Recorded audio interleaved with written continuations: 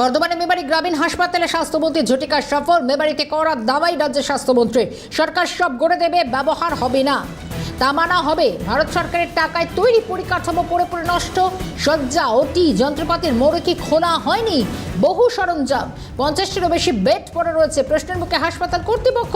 ওটি, table, crush trolley, fridge সবই যন্ত্রপাতি অব্যবহৃত অবস্থায় পড়ে। দুটি শীতাতপ নিয়ন্ত্রিত ফ্লোর রয়েছে তালাবন্ধ অবস্থায়। হাসপাতালে পরিষ্কার পরিচ্ছন্নতা নিয়ে অসন্তোষ প্রকাশ স্বাস্থ্যমন্ত্রীর। বৃহস্পতিবার থেকে সারপ্রাইজ ভিজিট শুরু করেছেন স্বাস্থ্যমন্ত্রী ডক্টর শারদত্ত মুখোপাধ্যায়। এই বিল্ডিংটা পুরো ভারত সরকারের পয়সায় তৈরি। একের পর এক মোড়ক খোলেনি বেড, কম করে 50-60টি বেড মোড়ক খোলা হয়নি, ক্র্যাশ ট্রলি মোড়ক খোলা হয়নি, ফুড ট্রলি মোড়ক খোলা হয়নি, ওটি টেবিল মোড়ক খোলা হয়নি।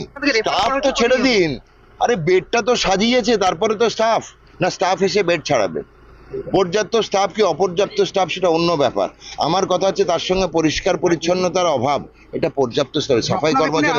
আমি এখানে এক মিনিট দাঁড়ান, আমি এখানে সব হিসেব নিয়েছি কত স্টাফ আছে, সেটা যথেষ্ট এই হাসপাতাল চালু রাখার জন্য। বিগত 25 বছরে কেউ আসেনি হাসপাতাল, তাও দিল্লি থেকে নরেন্দ্র মোদীজি টাকা দিয়ে হাসপাতালের বিল্ডিং বানিয়েছে ন্যাশনাল হেলথ মিশনে।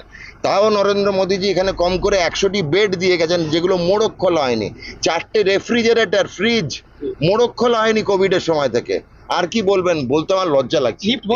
এই ভারতের প্রধানমন্ত্রী বাঙালিদের জন্য যা দিয়ে গেলেন, লিফট বন্ধ থাকে তালা চাবি দিয়ে, প্রত্যেকটি ভারত সরকারের পয়সায় তৈরি।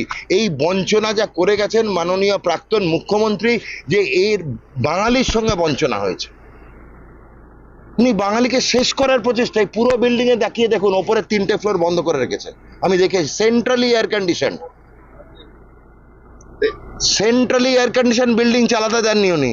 দেখে গেলাম, পরিষেবা পর্যাপ্ত করব।